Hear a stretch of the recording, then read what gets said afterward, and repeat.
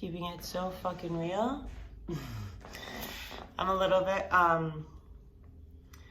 well, now I'm seeing that the bed in the background, the dog bed, is not made, and that's frustrating me. I'm just gonna make this video. There's like 5 different things I want to talk about. I don't know what order it's gonna be, but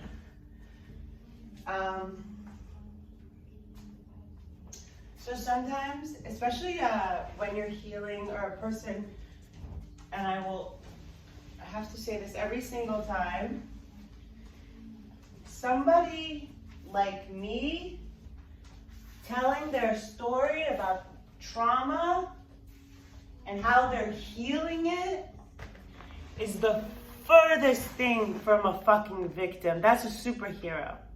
I consider myself a superhero. Yes, indeed I do. And I am so fucking proud that I can say my father went to heaven without crying. I can say I've been raped, I've been molested, I've been held against my will, I've been left for dead by my family twice without crying. Those things are still in my body, but I am light years ahead of where I ever thought I could be with this stuff. And that's my intention on making videos about trauma. And there's just not a lot, you know, like, and these are also, I understand, gonna be for people who care. There are a lot of cold-blooded, well, okay, I won't say that because that sounds a bit derogatory, and I'm not trying to say anything other than the truth. There's just a lot of people that don't care, and that's okay. My life is not about figuring out people that don't care about this life experience, the truth of what happens, how we can support each other, how there can be more love between people that love, more connection between people that are in alignment. I don't know why. It's 8K something, but I just call you AK420, my new buddy. And he wrote, and I want to make this thing, I want to say something about advice, because every time I tell somebody, or every time somebody says, like, Ashley, you gave me great advice, I'm like, oh, I don't give advice. And like, oh, sorry. And that's another, oh, well, let's get that first. Let's try to watch how often we're saying sorry and why we're saying sorry and what for. So Kundalini teacher I had in my Miami studio, and I love the way he said it. He goes, stop, don't dress yourself in sorriness. Like 80 to 90% of the time, there's nothing we've done wrong that we need to make amends for. Thus, there's no apology needed. Kyanite. I put a necklace behind my head. Oh, my third eye. I don't give advice because I am very deeply committed to being a person in this world that only shares love, experience, strength, and support. So, like, you know, I even watch my words when I talk to people, or if somebody shares something with me, I'll say something, I mostly listen just to be there. And a lot of times, if you just let people talk, they'll work their own stuff out. If I say something about a subject, like, you know, eating disorders, obviously I'm proficient at, able to speak about, but again, everything is my experience. Trauma, a bunch of stuff. If anything I say helps, I am beyond honored. Take it. Leave everything that doesn't resonate, and just know that out of respect for your journey, for every human being on this planet's journey, I don't give advice because I believe that every human in this planet has a perfect plan for them, and it involves connection with their bodies, connection with source energy, I call it God, and moving through the world like that. So if I bring up something that feels like advice, I encourage you to find it interesting, or maybe it resonates, and then take time. We did the vagus nerve thing. The vagus nerve is the one nerve in your stomach that goes straight up connected to your brain. So there've been neural cells found in the stomach, in the colon. We literally have a second brain there. Is this true for me? When I was active in AA like 10 years ago, one of the coolest and best things my sponsor said to me, you'll hear a lot if you start or have been in AA, find a sponsor. No, you find a sponsor that you want what they have. My sponsor's like, no, you don't want what I have. You want that I have everything I want. I want you to have everything you want, which are going to be different than the things I want. So don't look for someone, okay, let's move out of, the microcosm of Alcoholic Anonymous, meeting rooms into the world, right? So we're not looking for what we want. If we're gonna be, what's what I'm looking for? Like, it's very, in my, like from what, if there's someone that you look up to and you want to start and you want what they have, okay? If you're looking up to somebody, or I don't want to say, it's aspiring to want what somebody else has. Let's just use a celebrity, that's easy. Make sure, and if you're getting yourself, enmeshed in a process, that's none of my business how you're doing things you're doing with your internal world, but does that person seem to have the life they want?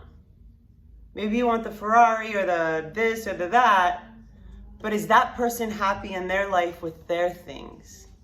I would say that would be a more spiritually sound or even logical approach to if you're going to find a teacher or a sponsor or a mentor or something like this. And then again, I don't know about anything like that. I would never give anyone advice out of respect for you. I will only bring as much information, as much experience as I have on any subject. But out of respect for you, and also out of respect for a long-term connection, I would never want to influence your choice, Hondo. I would never want to influence what is your perfect path. I have several times in my life listened to people because I wanted to trust them, because I had to trust them, several different, I've been in a lot of situations where I've surrendered my self-will, surrendered my freedom, surrendered, and because of their advice, right? And then 3 months later, I don't even know that, there's two examples like that, but they don't care. People that are giving you advice, first of all, make sure that everything is perfect in their life before they're starting to give advice on other people's lives and their paths. It's the same thing as like the first agreement. Be impeccable with your word. People they don't even think. And if you think they really give a shit about you and your long-term experience on this planet, there are very few people that will have that kind of care, that will have that kind of vested interest. People's bandwidths are just too short. Their need for survival, especially in 2021, has just skyrocketed, and most people are not in a good situation. It's messing with their thoughts. People aren't clear. They're confused. I feel like I lost my train of thought. But even before 2021, I didn't give advice.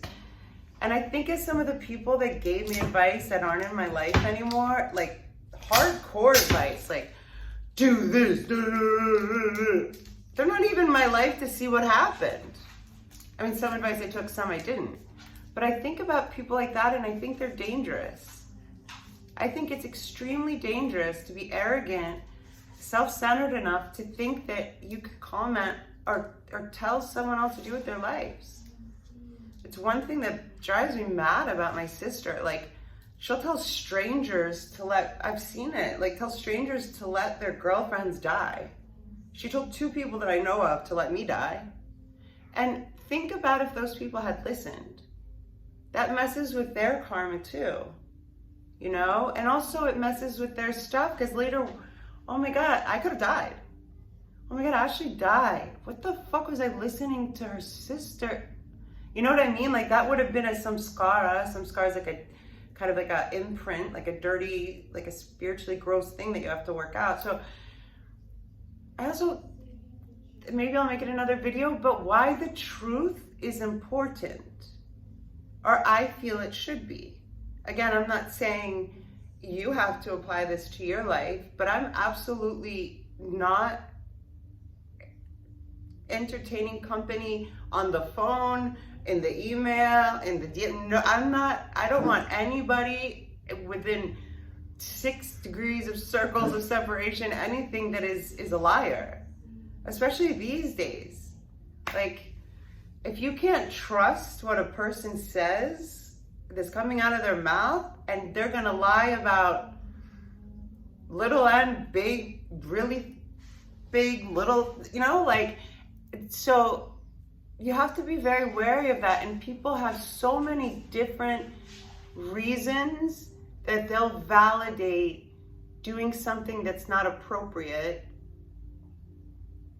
something that might even be against their moral standards, their own. And, you know, these days with just one person, oh, it's okay. God forbid you're that one person pushing someone over the edge of hurting another human. And I'm not talking about with like, it doesn't have to be physical, it can be. But don't you think it hurts when like you gang up on a stranger? You know, or like think about what you're doing. We all have to think about what we're thinking, how we're feeling, what we're saying, and our actions, because they affect not only the people around us, but the people around the people that we choose to shoot energy towards, good or bad. I don't think you can go wrong shooting good energy. I think YouTube is a very interesting place. Like I said before, last March, I had 34 followers or subscribers, and I just had like used it for, managers had this account, like whatever. And I started hearing my dad, like, he's in heaven, I didn't like hear him, but I started to feel this very important push to start talking about things now. And I'm gonna continue to talk about things. It's got a little bit longer than I thought, but love yourself, trust yourself, and it ain't over yet.